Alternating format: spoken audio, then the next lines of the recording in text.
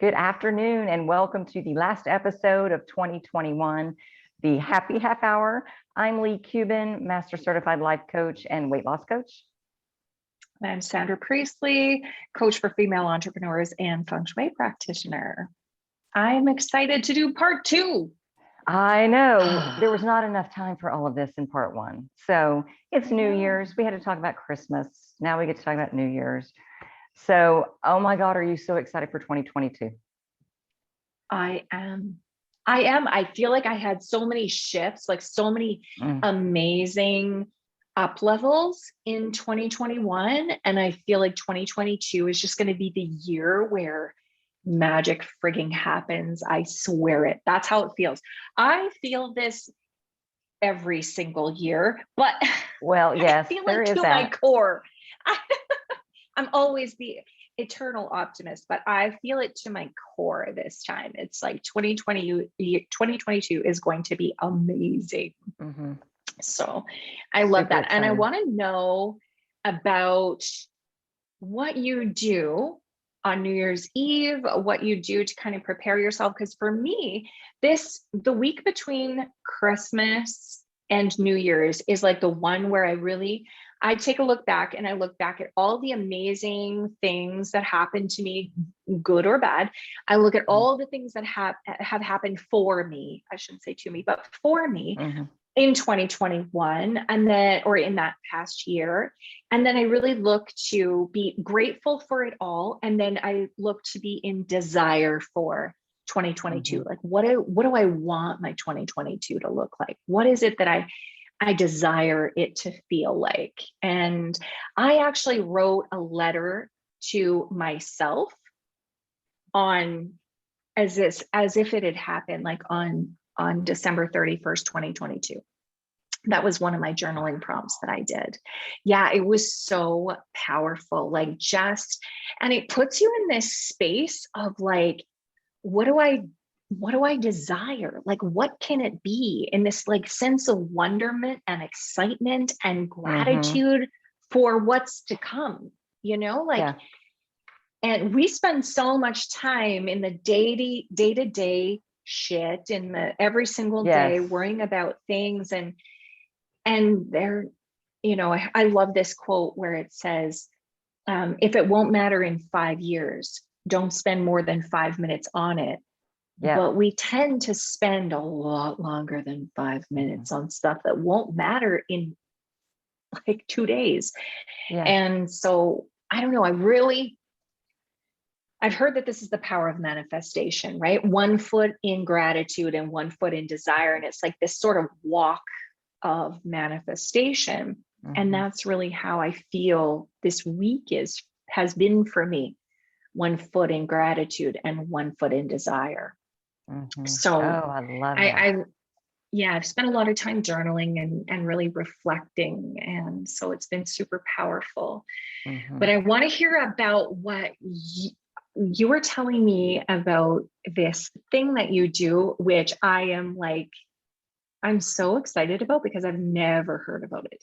Like this is the first time I've ever heard. So it is a book. It's called Life Cycles by Delore. And I have had this book, 15 years probably. I would say 15 years. So the first thing that you do, and I would recommend getting it, you can go on to Amazon. And here's a funny story. One of my girlfriends from Houston, her and her daughter and some girlfriends came up here and we spent the weekend together. And we were doing her daughter's numbers. And she's like, oh my God, I have to order that book. So she took a picture of it. She went home and ordered it. She sent me a picture of it when it came in. She got a signed copy of the book by Delore. Now, it wasn't from her, but whoever sold it sold a signed copy. So she felt like the universe was like giving her this, like, yes, you did. This is what you were supposed to do. And that's so cool. Cool. Like she bought a used one off of Amazon. It was a used one, but it was signed. Cool. And I think that's crazy because I cannot imagine selling this book. But anyway, the first thing you do is you get your destiny number. And it talks about your life path and kind of the things that you're going to experience and learn and what you're here to do. Super cool. And then you go year by year. So then you do it by your birthday, and that's how you come up with your number. You just add it all together. And when you're looking for your specific year, so for me, 2022, when I do my birthday 2/6 in the year, I put 2022 and then add it all up and then add that number to get. So I'm a 5 this year, which get this, it's a journey of change, freedom, and new experience. Yeah. And then it summarizes your year, and then it starts with January, and it goes month by month. And what's really interesting about this is that I've been through all of the cycles many times. I've had this book a long time. I have my favorites, and I have my ones that scare me when I hit them. Like, I don't like year 7, but I have learned that beautiful things happen in year 7. I love year 8 because year 8 is all, it's a money year. Right. And then year 9 is amazing because you're like wrapping things up and getting ready to start something new. Okay, so it goes by numerology. Mm-hmm. Right, because year 9 would be karmic completion, year 8 abundance. Mm-hmm. Wow. And the 7 is the spiritual number, so it's really work on yourself, and sometimes it's really hard. Wow. Mm-hmm. Yeah, but so typically, New Year's Eve is our anniversary. We go to church for a burning bowl ceremony, and it's a beautiful ceremony celebration. The choir, it's like 6 of them, and they are soulful. It reminds me of being, not that I've ever been to one of these churches, but I see it on TV and it kind of fills your soul. But like an old Southern Baptist, a Black Southern Baptist church with all that big, soul. huge choir and the beautiful music. I'm talking about the way they sing and their soulfulness in there, and people are up and moving their bodies, and you just feel it, and so that's what Roderick and the celebration remind me of, even though they're not the big choir, just what they bring you to your feet. But anyway, you go to church, they're singing, and then there's a meditation, and you're thinking about, what do I want to let go of? What am I doing or focusing on or whatever in this moment that I don't want to take into next year? And it might be something I'm carrying from childhood. It might be something Paul said to me on the way into church. It might, it doesn't have to be just from this year. But as they're singing and then the meditation's going on, you have all of these things come up, like, oh, maybe I'm resentful, or maybe I'm a little angry, or maybe I'm not in love all the time, and maybe I'm fearful and I'm scared of this, and and so you just write all of it down on a piece of flash paper, and then the music stops, and then they talk for a minute, and we go row by row up to the front of the church, and there's a bowl that is on fire in the front of the church. And so we go up there and we put our flash paper in to the fire, and it like zaps it. Like, it doesn't even burn it, it zaps it, because it's flash paper. But it's a cool representation of how we're just letting that shit go. I love it. Like, that gives me chills. Yeah. And then we go back to our seats and we write out what we're going to create in the next year. And I have saved some of the kids that they wrote, because we do this every year. And when they were little kids, they would get into it. And it was fun because back then they used to mail it to us. They haven't done that in years, but you would write, this is what I want to create. And they prayed over it in the office and then mailed it to you in 6 months, so you could see where you're at. Wow. Isn't that crazy? But anyway, that's what we do. Cool. We go to church. We really set our intention for the year. then we would come home and make dinner, typically appetizer kind of stuff, just junk food, especially when the kids were little. And we would play games.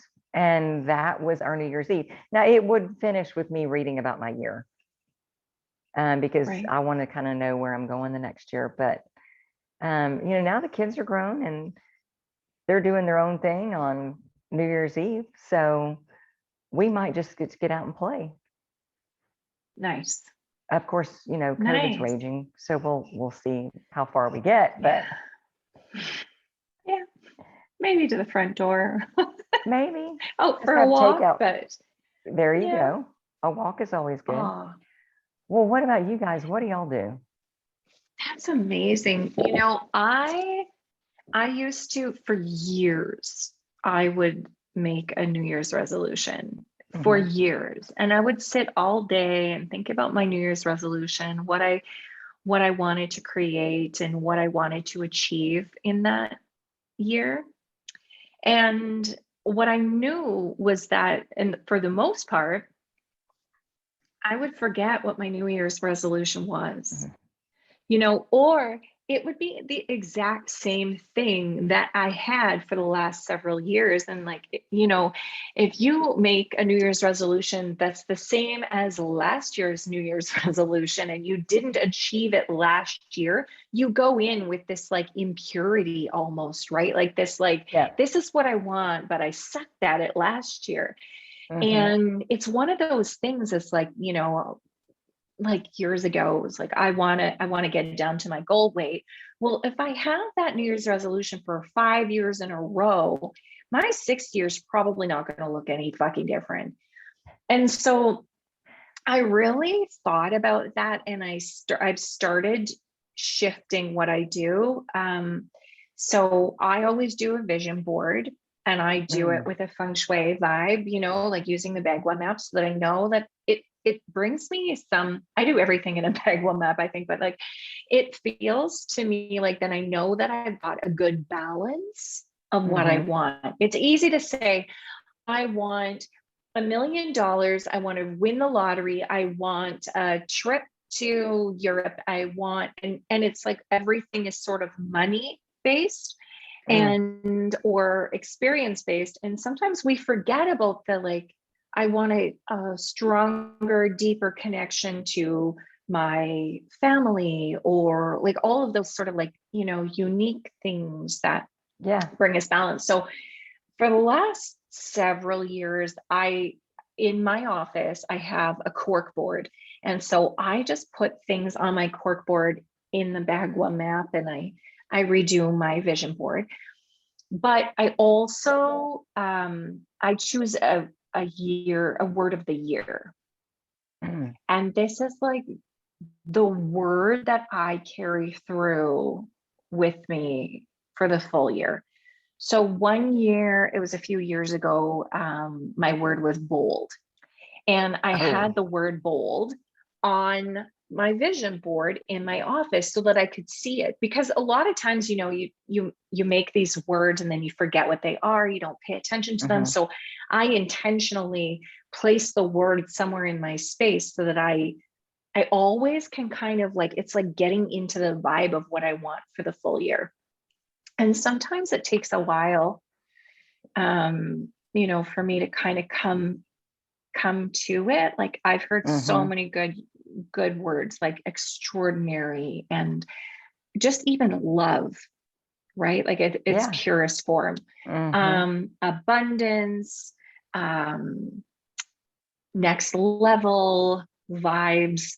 I mean, anything really. And I think for this year, I've been really toying with celebration.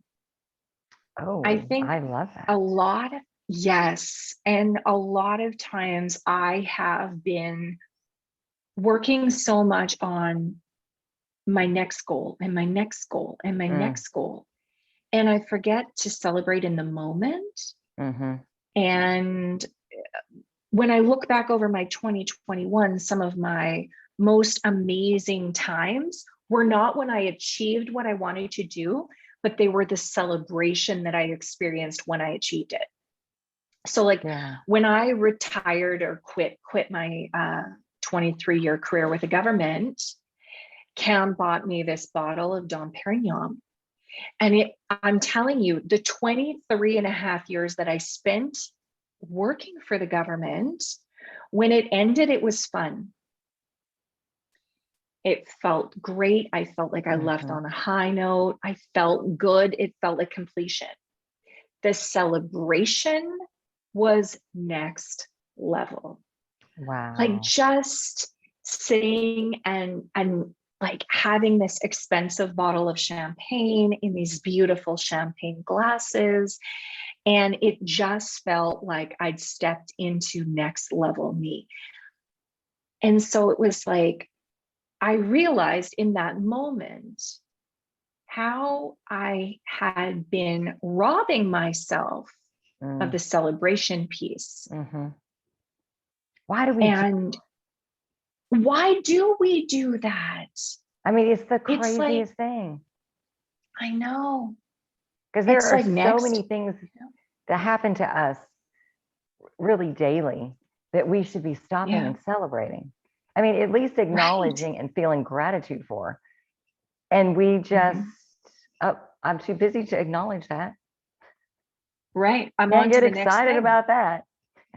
Or even, you know, when you like set these big, huge goals. And so maybe your goal is like, I don't know, let's say your goal is $10,000 a month, or like, I'm just thinking in money terms right now, but let's say your goal is 10,000 a month and you were making none. All of a sudden you can hit $9,000 a month. And instead of celebrating the living hell out of that, right, you spend time in shit. What did I do wrong? Because I didn't hit my goal of 10. How am I going to, you know, what am I going to do here? I didn't hit.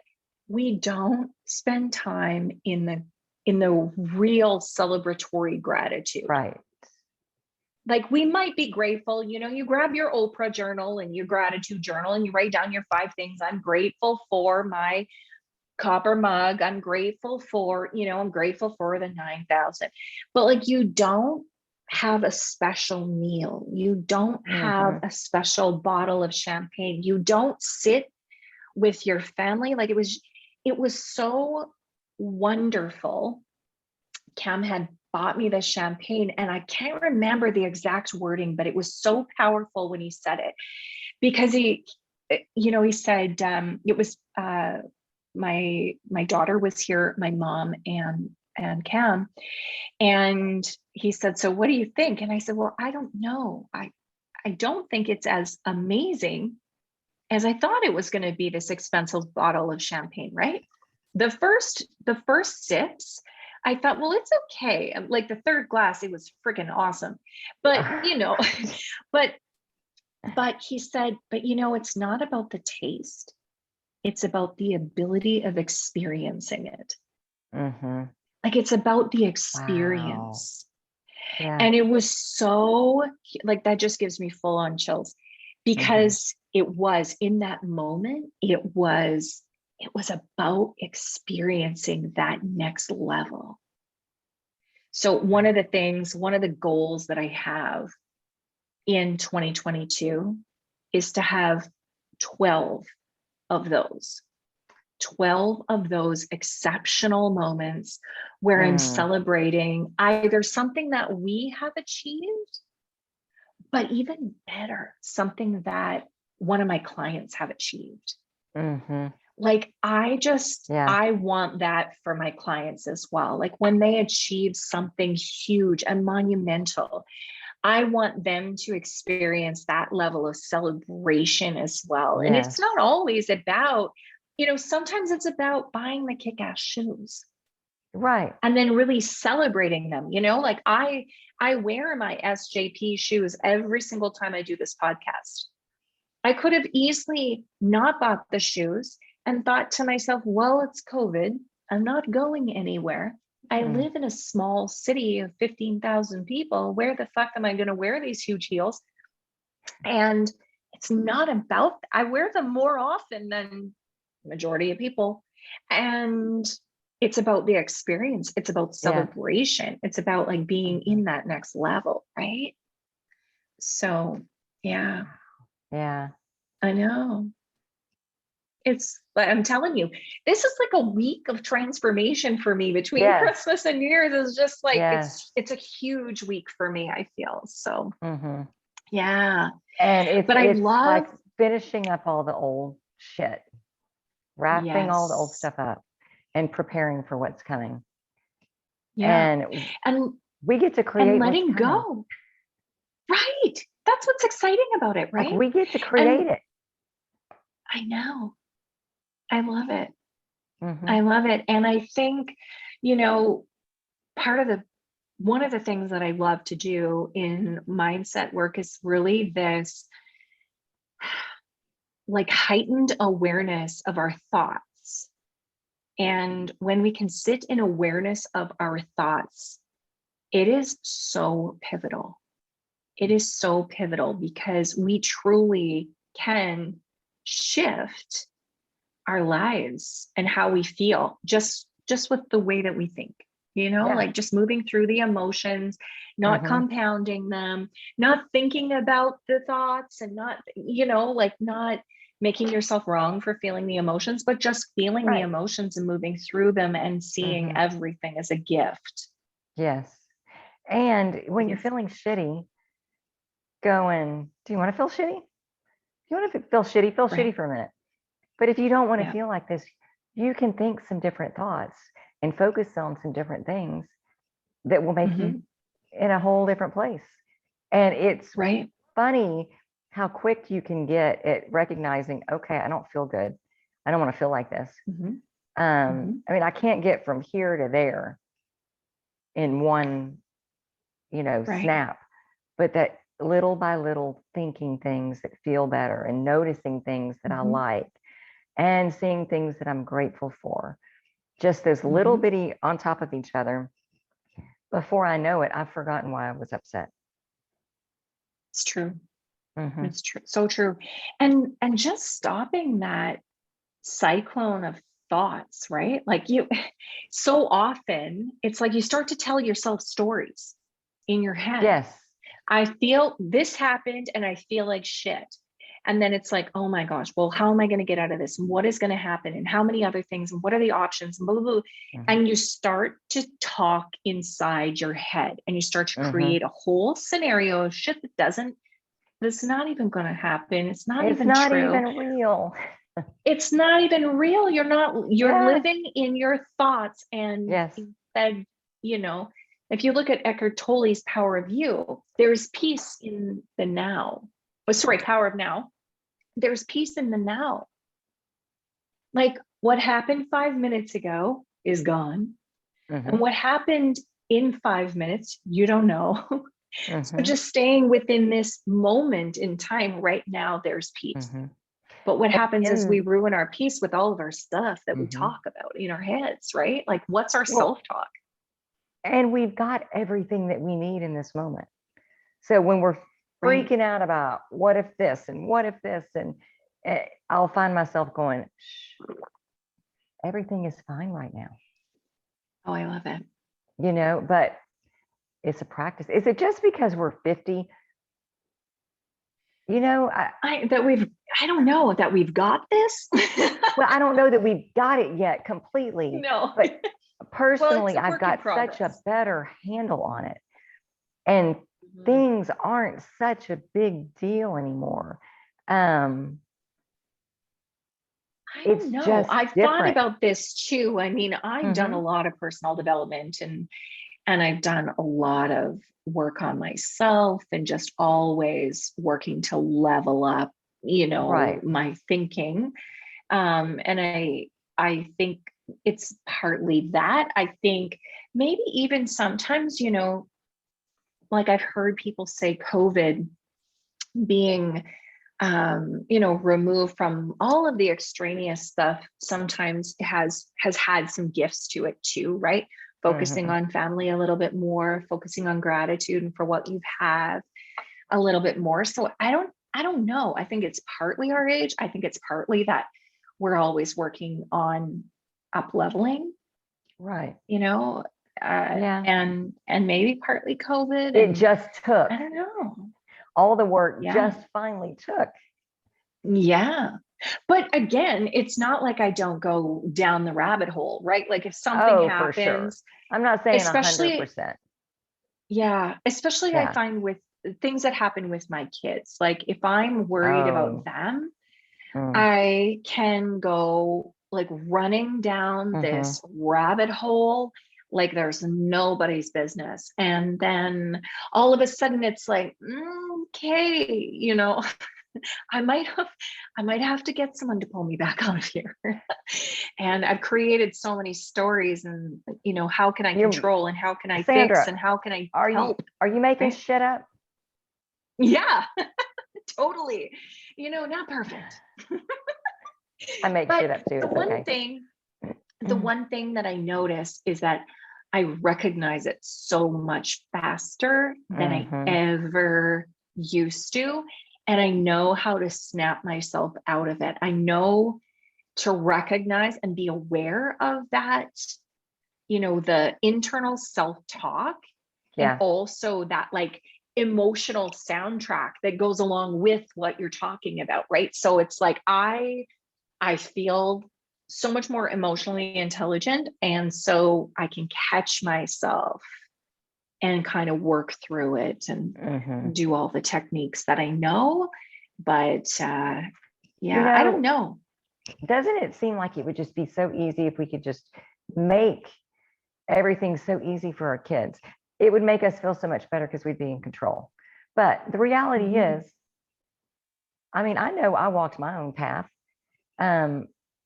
We all come here to go on our own path, and they're figuring it out, and it's hard to watch, but they're ready for this, and they're going to hurt themselves. I mean, you know, they're going to stub their toes or they're going to make bad choice. Well, I know I did. And I made terrible choices and I figured it out. And if I had someone fixing everything for me along the way, I would have never figured it out. Right. Right. And it's so interesting because I am like the anti-helicopter parent.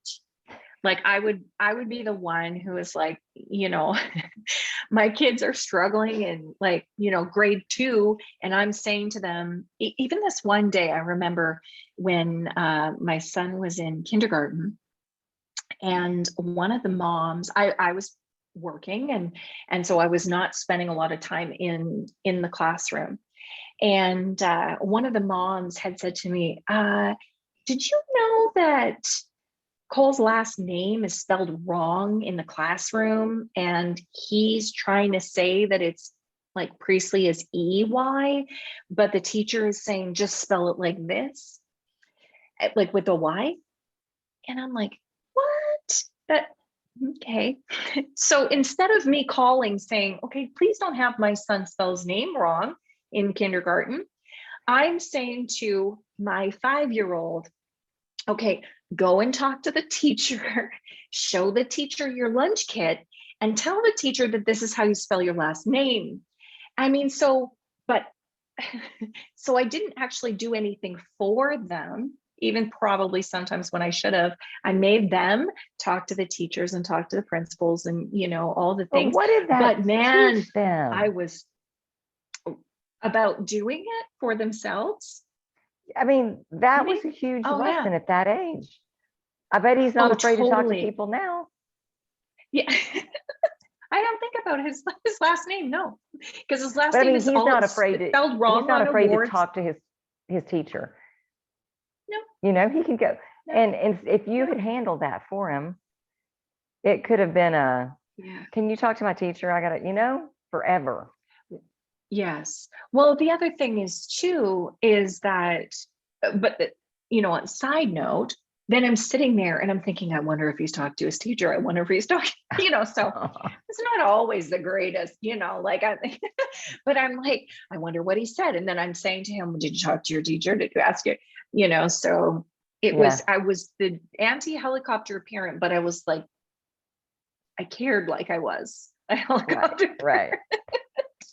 Yes, we do. But I remember when I was pregnant with my first, I saw this little stone plaque, and it said, prepare the child for the path and not the path for the child.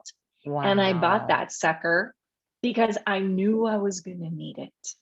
I knew I was going to need it in my space as a constant reminder every day. And it was very pivotal for me because there were so many times where I just wanted to fix it. There were so many times where I just wanted to, and I'm writing this and down, I still by the way. struggle. I love it. Yeah.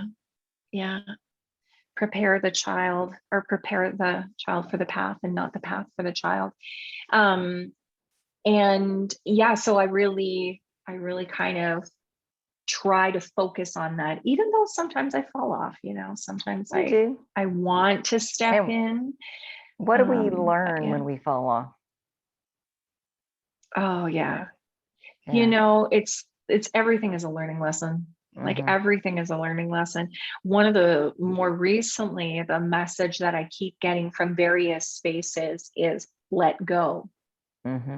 So even though I'm no longer preparing I'm not preparing the path, I'm like energetically, holding on to fear in some ways. And so I've really been in December for sure. The messages that I keep getting is let go, let go. And I mean, and trust,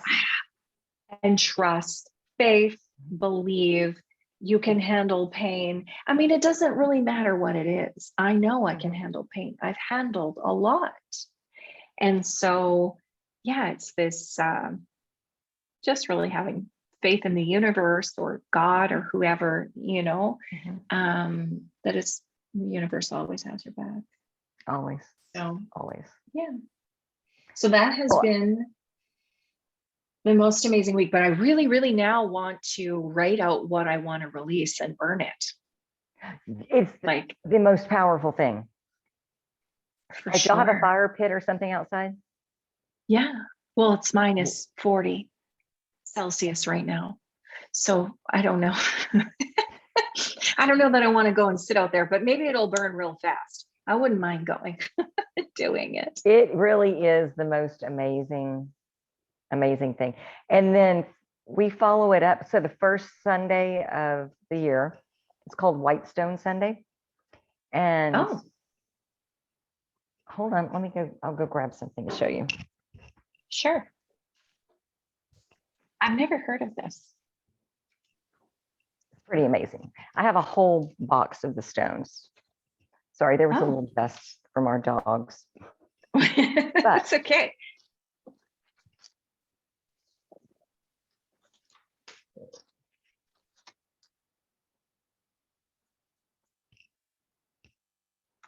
Okay, so here's a white stone. So when you go to church on Sunday, they give you stone when you walk in, and you sit, we meditate with it. They have their sermon. We talk about the upcoming year, what's going on. They hand out stones, or we get stones. We write on them a word for the year. So when you were talking about your word. Oh, cool. But you can do this with any kind of a stone. So like we ran out of the white stones. And so I went and got these, and then we did these one year. Because we do this at church, and then we also do this on New Year's Day with our friends. Nice. So that they can experience the bowl burning and then the white stone. But write your word on a stone and carry it with you. And let it be like you don't have to get a white stone. You can get any kind of stone. But it's well, now I want a white one. I'm going to have to, I'll find one somewhere under the snow and paint it white. There you go. So that I need a white stone, but that's amazing. I love it. I love that. Yeah. Oh my gosh. So and the white stone has something to do, with in the Bible, and people got out of jail. Paul could explain this so much better. Yeah. I probably shouldn't have even said it because I don't even know how to say it, but everyone gets a clean slate is what I'm trying to say. I like it. So you got some card, I think, when you got out of jail back then. And I'm like, a card might be the wrong word, but you got something. And it represents your clean slate. And so we get a clean slate every year. What do we want to put on it? Nice. Mhm. I love it. And I love But the you know one what? like that you get to write on it. Yeah, and it's your word. But you've got me thinking of bold. I haven't come up with my word for the year yet. Yeah, bold was my year, or was a few years ago, and I made some pretty big bold moves that year. What else? I can't remember. I can't remember what my word of the year last year was, because I redid my office like in May, June. Mhm. And I removed my words. See, and now I don't remember what last year's word was. I got to go back to my blog and see. But Okay. I've been toying. Like I said, I've been toying with luxury. I've been toying with what was the other word? But I really like celebration. I do like celebration. Yeah. Because every day should be some form of a celebration. We do have a lot to Right. celebrate. Yeah. All, even the little itty bitty So, stuff. But totally. we are like The little stuff. 6 minutes over. Oh my gosh. It's the happy 36 I mean, we minutes. just, yeah, happy 36 minutes today. But it's our last episode of the year. Man, Wow. My I'm Christmas excited for tree will be gone 2022. next time I see you. Oh my gosh, mine too. Although you Yeah. don't see mine in this picture, but I can't wait for next week. I love Thursdays. Yes. I love Thursdays are the Thursdays. best day. Like I am on They cloud really are. 9. All like at work, I'm just like, on it because I'm like excited, like I get to go do my show. I mean, I don't say that, but in my head, I'm I like, know. it's the I best get day to ever hang out. I get with to hang Sandra out with the two coolest people at the ever. bar ever. Yeah. Well, thanks, Sandra. Happy New Year. And thank you guys so much for joining us. Happy New Year. And we will see you next Thursday. Bye. Bye.